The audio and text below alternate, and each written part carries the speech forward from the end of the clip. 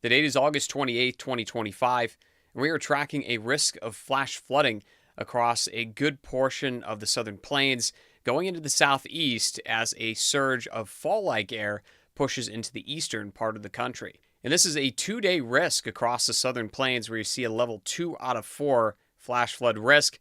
Make sure to turn around, do not drive through any flooded roadways, seek higher ground if a flash flood alert is issued and you are in a flood-prone area as we head through today and tomorrow. And this weather pattern we have right now could continue into early September as we get a taste of fall across the eastern half of the U.S.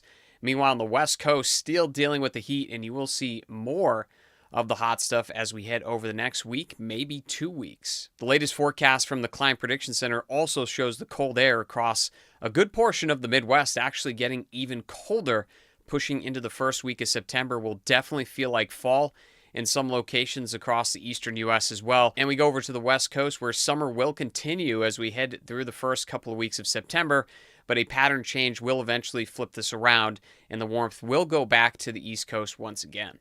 The weather outlook for today, you can see where the focus of the rain is, especially with that low pressure system moving east of the Rockies, and there's more rainfall from a dead tropical system that'll be pushing into the southern plains. That was Tropical Storm Juliet in the eastern Pacific. Will transfer some of that moisture into the eastern plains and potentially enhance some of the showers and storms there. Meanwhile, along the East Coast, especially the Northeast, we'll be watching that cold front come in to reinforce the colder air, and that could spark a chance of showers and storms once again today. As we take a look at the moisture forecast here, the dew points, you can see where the humidity is locked in across parts of the southern plains and the southeast. That dark green color there, that's where we have all the moisture, and that is part of the reason why we have that flash flood threat with that cold front driving that drier air south and compressing the humidity into this region. Let's take a look at the future forecast through the afternoon today. You can see clusters of showers and storms working their way through Louisiana, parts of Alabama, Mississippi, and even Florida, where we'll have that sea breeze action ongoing, especially for the eastern coast of Florida. Definitely have to watch out for some isolated flash flooding there, but more of a significant situation for parts of eastern Texas and Louisiana, highlighted areas in that level 2 out of 4 risk today, and then it pushes again into the southern plains as we move through the day tomorrow. So plenty of humidity to work with and plenty of rain shower activity and potential flash flooding as we move through the afternoon. Heading over to the southern plains and into the Rockies and West Coast, you can see the showers and storms moving from the Rockies through today, eventually back into the southern plains as we move into tomorrow. And a lot of this moisture coming into the southern plains, like I mentioned, will be from a dead Tropical Storm Juliet. So that moisture actually gets transferred into Colorado, as you can see there, and then pushes south into the southern Rockies, catches up with some of the moisture in the Gulf, and it combines to produce that opportunity of a level 2 out of 4 risk for flash flooding as we head into Saturday. So that'll be more of the focus there into parts of West Texas and eastern New Mexico, with the risk of flash flooding going up with the combination of the two systems.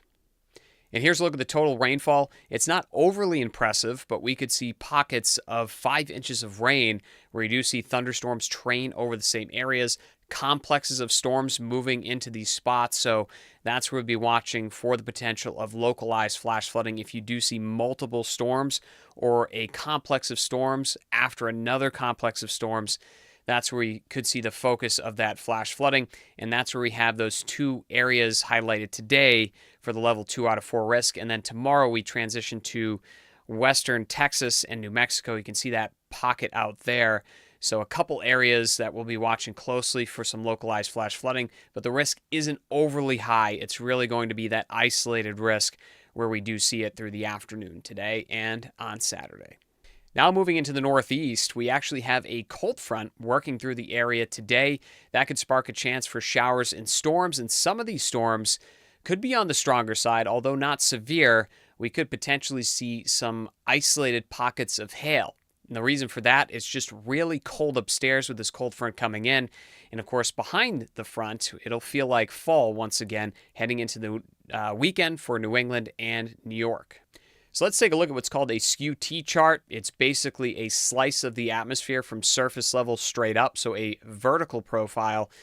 And what this does is it shows a parcel of air as it goes up when it could become saturated enough to produce a cloud or the base of a thunderstorm. So that's what we'll be looking at tomorrow, which will be basically in this area here, if you can see that. So that's where we'll see the parcel eventually become a thunderstorm. But notice this line here, the 0. So we follow that line right about here is where we could see some hail. So that's where we could potentially see the hail lower in the cloud level. It won't take much, just a heavy downpour to bring some small hail to the surface. So that's where we could see potential maybe for some isolated pockets of hail as we head through the afternoon if that area of cool air is brought a little bit close to the surface. Right now it's about 10,000 feet. Then we could see some small pockets of hail as we head through the afternoon here.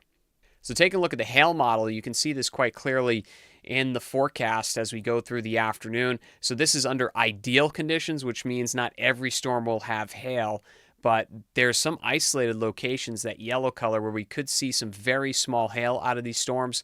But for the most part, they aren't going to be severe weather producers. It's more of that very tiny hail, almost will seem like midwinter, what we call grapple, which is a snowflake that melts and then turns into a pellet. It'll almost seem that way, but we will have some pockets most likely of small hail, especially in southern New England through the afternoon. So before we move on to talk about the tropical Atlantic, I want to introduce our new weather app, Storm Chance. Storm Chance is an impact-focused app, which means we'll be focused on weather events that impact you. We have hyperlocal updates, weather data, forecast analysis, and most importantly, we will rate these storms that impact your area. If you have any questions on the app, feel free to leave a comment below or send me an email through our website. So let's take a look at the tropical Atlantic. So far, it's been pretty quiet over the last few days. The reason for that is there's been some dry air that's worked its way over the eastern Atlantic from the Sahara. So as we push through the week, eventually that dry air will move out, and over the next 5 days, the National Hurricane Center has an area of development, and that's from a wave coming in off of Western Africa. And if a storm were to form, the next name on the list would be Gabrielle. So that's the next one we'll be watching, then Umberto after that, and several more names on the list. Definitely leave a comment below on which storm you think will be the worst of the season. We got a lot of cool names on here, and I'd be interested to see which one you think would be the most dangerous storm of the year. And here's the precipitable water model here. Basically shows the amount of moisture in the atmosphere, and you can see that higher level of moisture almost looks like a wave pushing in off of Africa, and that will be most likely our next storm system to develop. This is, of course, just one model run. There are several model runs to look at, actually dozens of models that we check for storm development, but it looks like there's a decent chance of at least seeing one storm system evolve off of Western Africa, and then we'll see where it goes from there. Lots of uncertainty. The National Hurricane Center will iron out the numbers, and we'll see if we get any tropical development over the next several days. So looking ahead, there'll be a few things that we keep an eye on over the next several days. There'll be another shot of cold air across parts of the eastern U.S. and through the Midwest, where we most likely will feel like fall, and that could set up a decent amount of storm action, especially for the southern plains once again, parts of the southeast, and even out to the west coast. The tropics will be heating up, and also the west coast will be heating up in terms of temperature, so a lot to keep an eye on as we head over the next several days.